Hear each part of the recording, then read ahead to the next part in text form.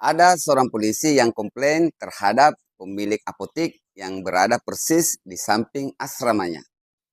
Beberapa hari yang lalu, polisi tersebut membeli Antimo karena ingin pulang menjemput kedua orang tuanya untuk mengikuti pelantikannya.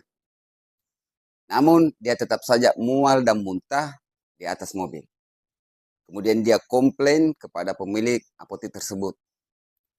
Antimo yang ibu jual kayaknya palsu deh. Wah, itu stok baru pak. Memangnya kenapa pak?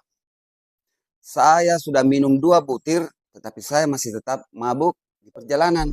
Hey! Oh, bapak dari kepolisian ya? Iya.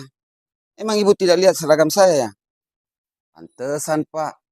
Antimo itu hanya untuk darat, laut, dan udara. Buat kepolisian belum ada pak. Polisi itu langsung